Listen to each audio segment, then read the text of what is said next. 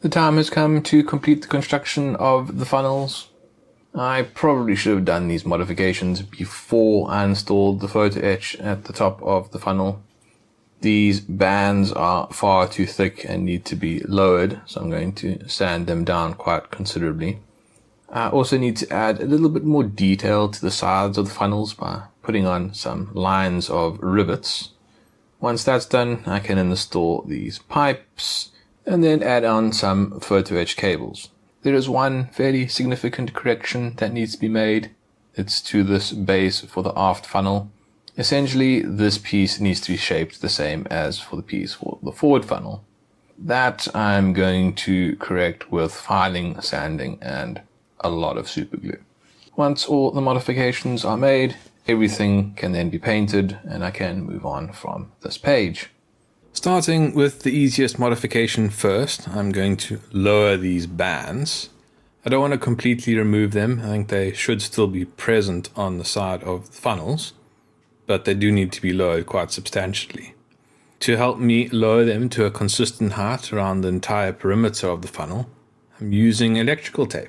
Electrical tape is fairly thick, so I'll use it as a stopper, such that when I file down to the surface of the electrical tape, I then start filing electrical tape, which is quite smooth, and that prevents me from removing too much of the plastic band.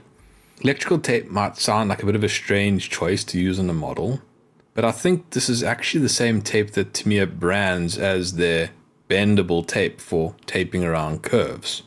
I think it's just the same stuff cut into thinner strips. It looks the same, feels the same, and behaves the same, so I guess it is the same.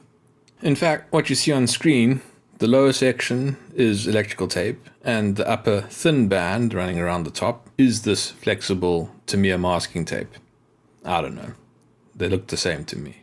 After filing my way around all four bands, I then give it a quick once over with 400 grit sandpaper, and then spray the area with Mr. Surfacer 500. After spraying the funnels with Surfacer, everything looks good, so I'm happy to set that aside and move on to the next modification. That is to adjust the base of the aft funnel. It has these angular corners on it. That is incorrect. It needs to be shaped similar to the forward funnel's base. My initial thought was to simply position the forward base on top of the lower base and then file to the same angle. That was easier said than done, and I was not at all happy with the shape. It isn't simply that they're corners, there's a more complex curve on the top of them, and it just was difficult to get right. I quickly realized that that method wasn't going to work, so I abandoned it. I knew at that point that I would need to be doing some filling with superglue and then file and sand it to shape. To begin the superglue filling and shaping process, I applied tape to the underside of the base. That's going to just start by giving the superglue a relatively flat surface to work from. Something that's kind of interesting to note about the tape is that if you apply superglue onto tape like this, and then you let it dry, you can actually still remove the tape. I think it's the glue that sticks to the superglue and not the tape itself, so it's quite easy to remove. In any case, I am going to be doing a lot of sanding in this area, so if the tape did get stuck to the glue, it wouldn't matter, because it's going to get filed off anyway. After applying a lot of extra thick superglue to bulk up the area, I then accelerated its drying using superglue accelerator. Thick superglue like this, when you accelerate its drying, can cause it to create cavities, but that doesn't really matter to me because there is still going to be a lot of shaping and filling to come. So if there are any cavities in the glue, I'll just cover it with plastic putty and it'll all disappear in the end anyway.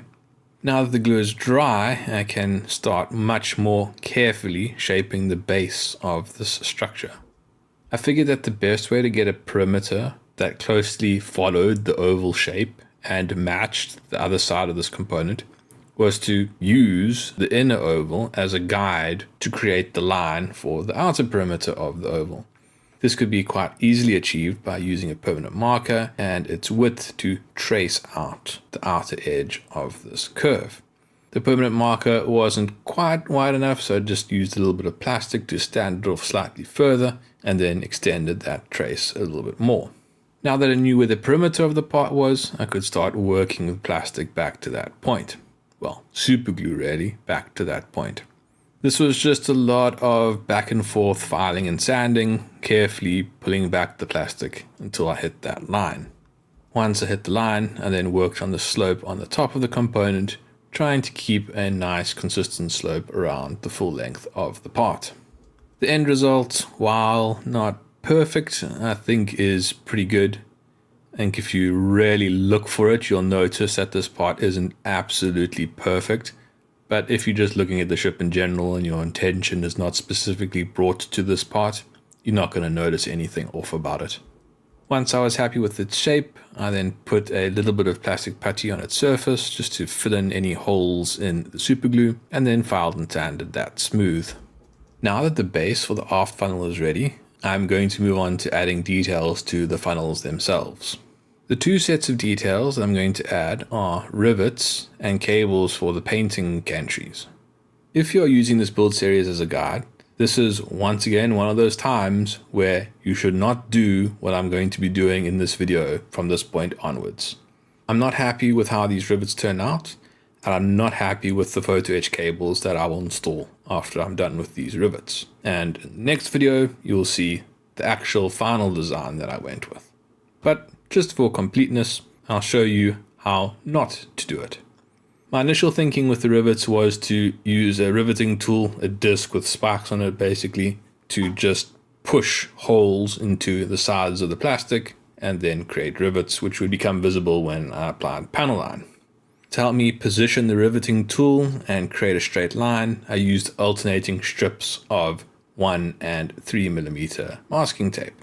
The only problem is that this is a delicate and curved structure with some detail on it, these bars that run around their perimeter, and that makes it kind of difficult to actually push in this riveting tool. You do require quite a lot of pressure, and I had the photo-etch grill on top. So there are a whole lot of things working against this method, but the point is that I wasn't able to get the lines of rivets quite straight, and they're too big and too far apart. So it doesn't really work. But if you really want to do it this way, then this is how I did it. Essentially, the 1 mm strips of masking tape get removed, and those are the channels in which I'm going to run the riveting tool. I then firmly grip the funnel and move the riveting tool down that line, starting at the top of the funnel and ending at the base. You get rivets, but they're not great. Moving on. Now that I had pressed rivets into the sides of the funnel, I could then install this pipework. This is basic plastic, nothing complicated here. Clip them off the sprue, clip off the excess plastic, file off any seam lines. To install, I applied very small drops of Revell Contactor Professional into the holes on the side of the funnel, and then placed the plastic pipes into those holes. Once the glue on the pipes had then dried, could then spray the entire funnel in XF53, the color that I'm using to represent Hood's superstructure. Once the XF53 has dried, I then masked off the base, leaving just the cap exposed, and then painted the cap in XF1 black. While I have the black out, there are these cables that need to be installed on the side of the funnel. These cables get attached to planks that get hoisted up so that the funnel can be painted. They are incredibly fine pieces of photo-etch, but I did even at this point have my doubts that this would work, but I thought I'd give it a go. Remember that this is going to be removed, so if you want to do exactly what I'm doing, don't bother with this. It's very tedious, and as you'll see, the effect is not great. Anyways, since I knew these cables needed to be black, I painted them in black first, and then cut them off of their fret. The first problem that you see with these pieces of photo-etch is that as soon as you've cut them off of their fret, they have a slight curve. And as soon as you see a curve on a delicate component like this, you know that you're going to be fighting it to keep it straight. And, well, I will lose that fight. You would think that for a component like this, installation would actually be quite easy.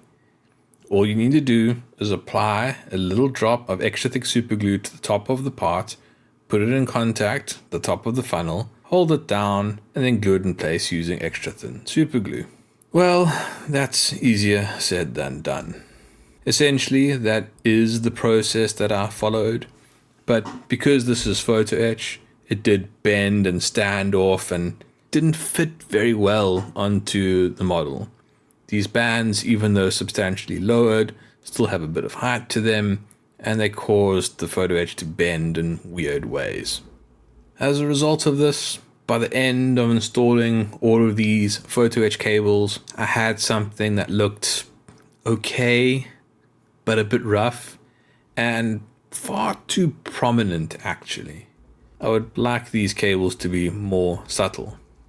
But at this point, I had invested a lot of time into putting them onto the funnels, and I wanted to see what they would look like when panel line was applied to the funnels and it was in its final weathered state, so to speak. So I proceeded to do that. First, I sprayed the entire funnel in XF22 gloss clear varnish.